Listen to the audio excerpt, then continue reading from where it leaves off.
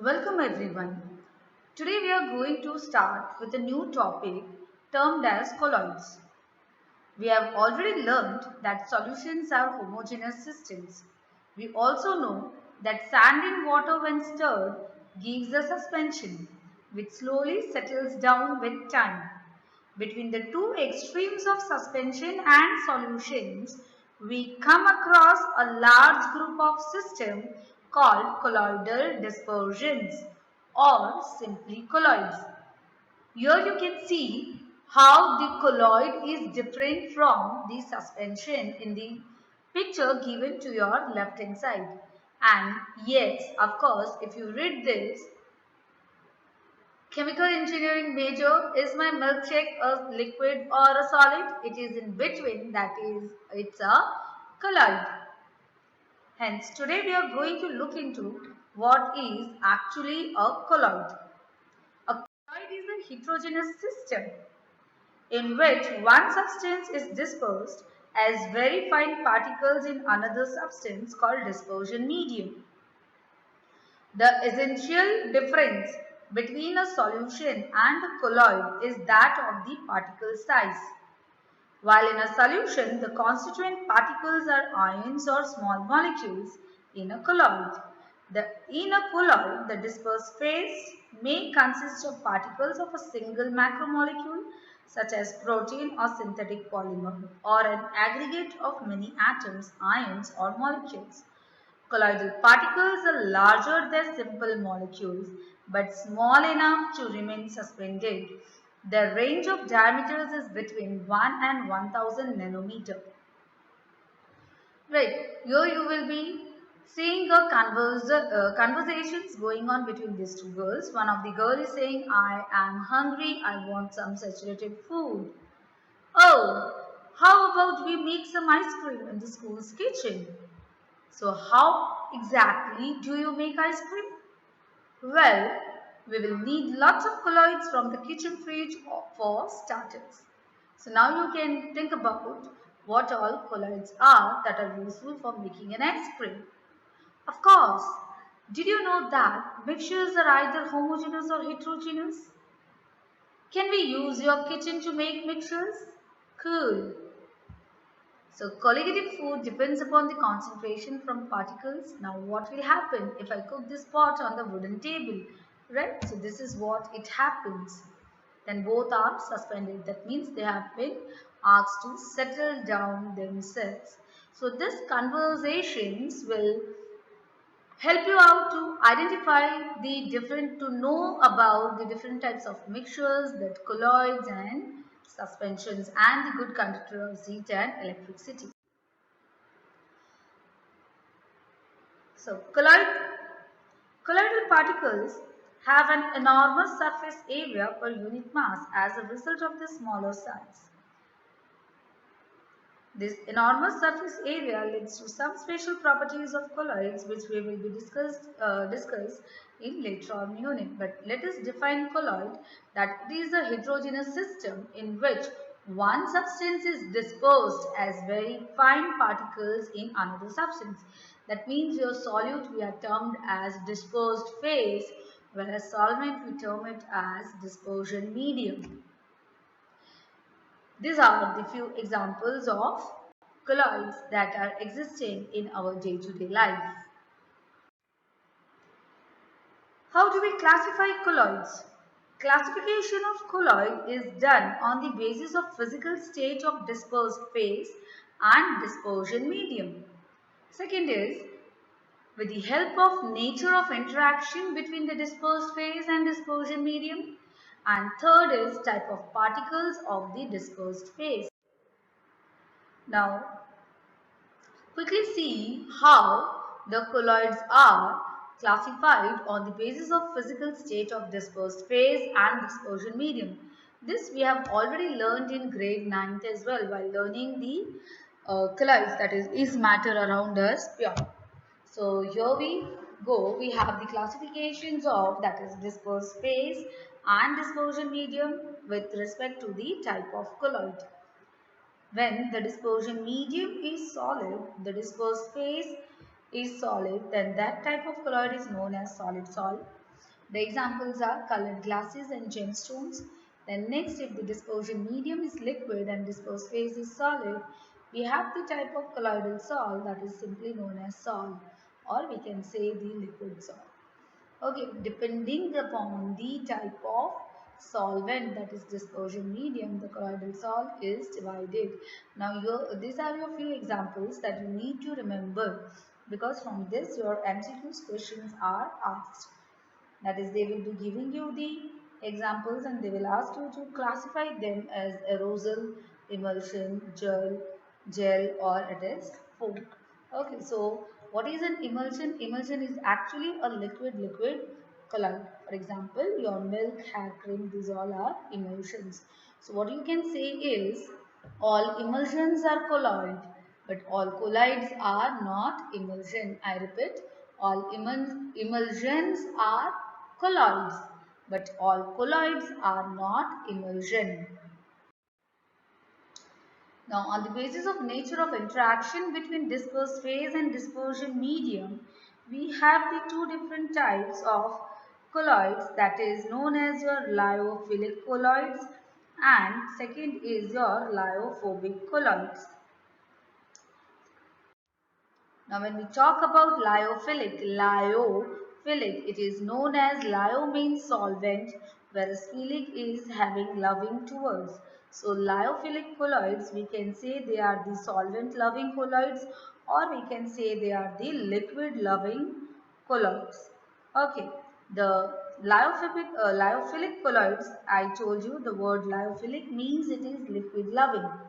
Colloidal salts directly formed by mixing substances like gum, gelatin, starch, rubber, etc. with a suitable liquid are called lyophilic salts. I repeat, gum, gelatin, starch, rubber, etc. with a suitable liquid are called lyophilic salts. An important characteristic of these salts is that if the dispersion medium is separated from the dispersed phase, the salt can be reconstituted by simply remixing with the dispersion medium. That is why these salts are called reversible salts. Further, these salts are quite stable and cannot be easily coagulated. Next comes lyophobic salts. Lyophobic, phobia means repelling, hating. So lyophobic means liquid hating. The substances like metals, their sulfides, etc., when simply mixed with the dispersion medium, do not form the colloidal salt. Their colloidal salt can be prepared only by special methods. Such salts are called lyophobic salts. These salts are readily precipitated. Precipitated means coagulated. So lyophobic salts are readily precipitated on the addition of small amounts of electrolyte by heating or by shaking and hence are not stable. Further, once precipitated, they do not give back the colloidal salt by simple addition of the dispersion medium. Hence, these salts are known as irreversible salts. Now, lyophobic salts, if we change instead of liquid, if you change the solvent as in water, it becomes hydrophobic salts. Similarly, for lyophilic colloids, if you change the salt with respect to water as in solvent, that means dispersion medium, instead of any liquid, if it is becoming water, it is known as hydrophilic salts. Types of particles. Now, the third classification of colloids is dependent on the types of particles of the dispersed phase.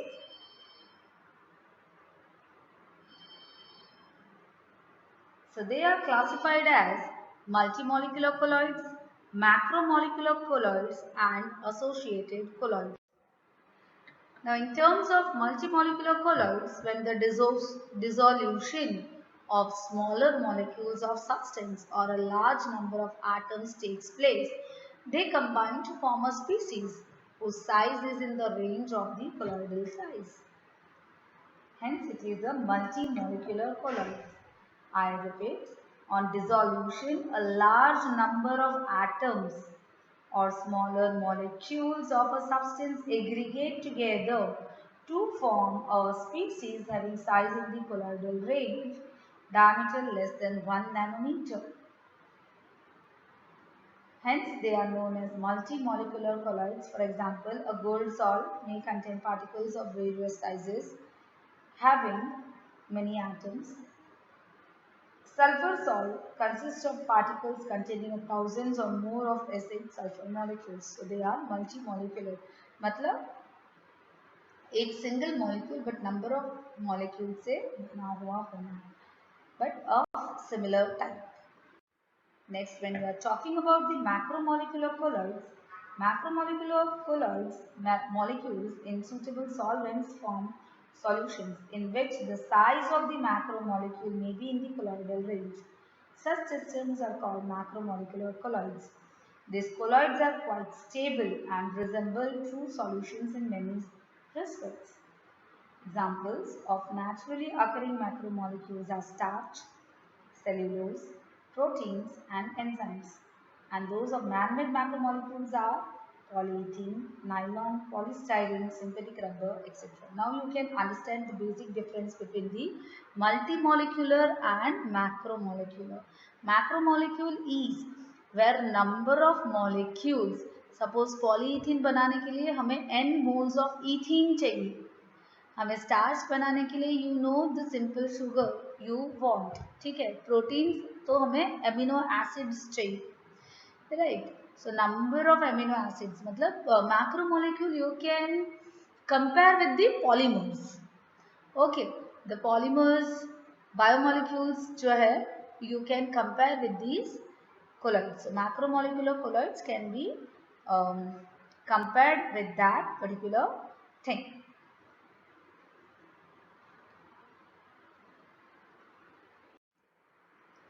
Next come associated colloids. These colloids we have already learned in our grade 10th as well. What are associated colloids? Now associated colloids, there are some substances which at low concentration behave as normal strong electrolytes, but at higher concentration exhibit colloidal behavior due to the formation of aggregates.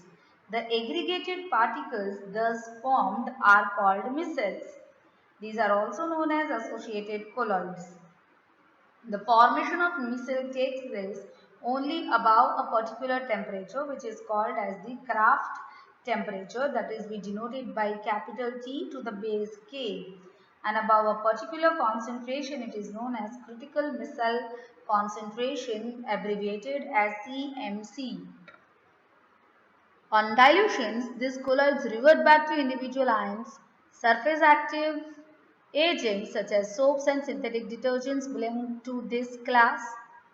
Okay, for example, we will be seeing how the mechanism of these associated colloids takes place.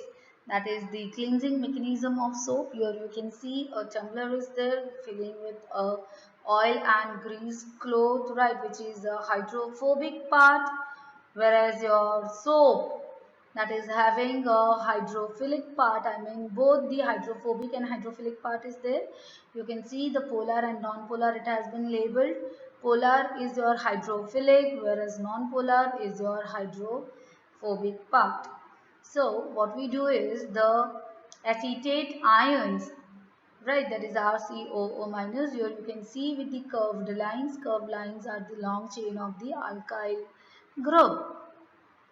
So the RCOO minus ions are therefore present on the surface, right, present on the surface with their carboxylate ion groups in water, and the hydrocarbon chain are staying away from it and remain at the surface.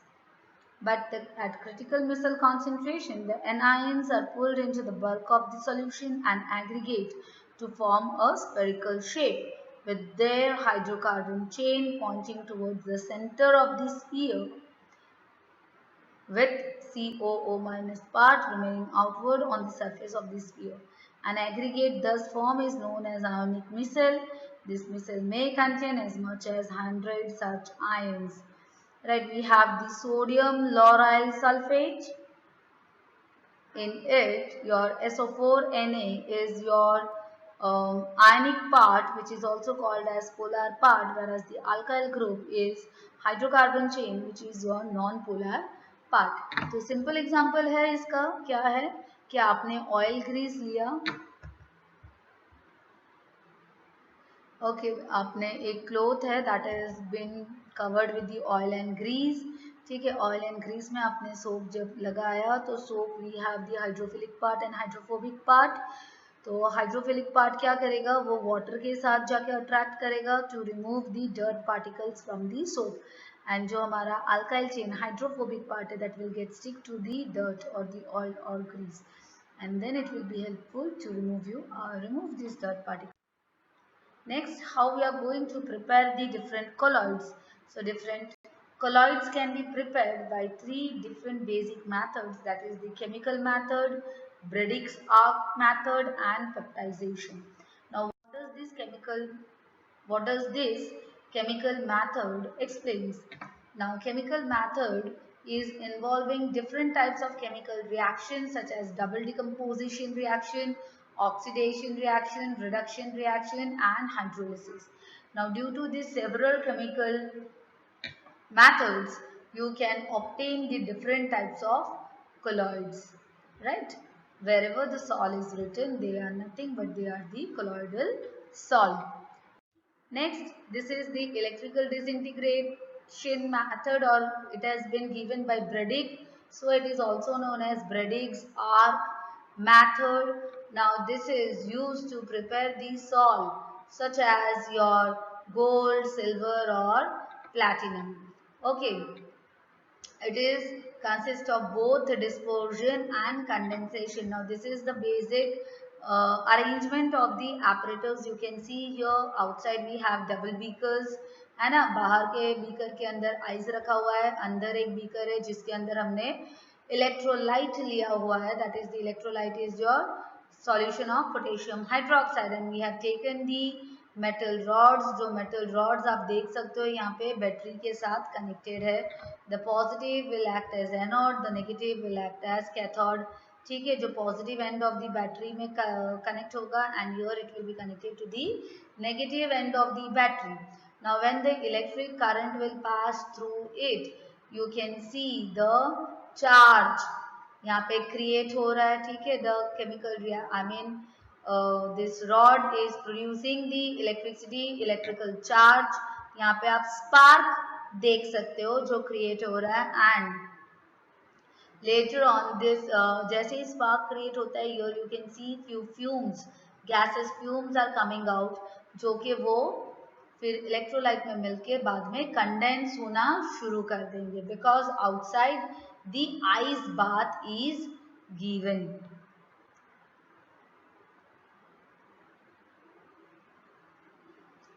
So what we can say is, in this method, electric arc is struck between the electrodes of the metal which is immersed in the dispersion medium. The intense heat produced will vaporizes the metal, which then condenses to form particles of colloidal size. Next is, we need to know little bit about the peptization. Okay. Now, what does this peptization means? Peptization means to convert a freshly prepared precipitate into a colloidal solution. Peptization means to convert freshly prepared precipitate into a colloidal solution. How we are doing so? If you just shake the colloidal solution, I mean precipitate, red precipitate octane को अगर आप shake करते हो तो again it is in the presence of this small amount of electrolyte, so again you will be obtaining the colloidal solution, ठीक है। So here comes coagulation is different from the peptization. Peptization is converting precipitate into colloidal solution, whereas coagulation means converting the reverse of the peptization, converting colloidal solution into the precipitate. Now the electrolyte used for this purpose is called as the peptizing agent. This method is applied generally to convert a freshly prepared precipitate into a colloidal solution, as I told you. During peptization, the precipitate will adsorb one of the ions of the electrolyte on its surface.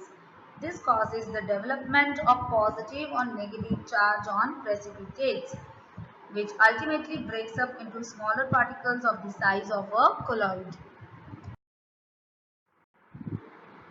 Thank you. Hope you have enjoyed and you came to know lot many things about the colloids. Stay tuned, stay revised, stay happy.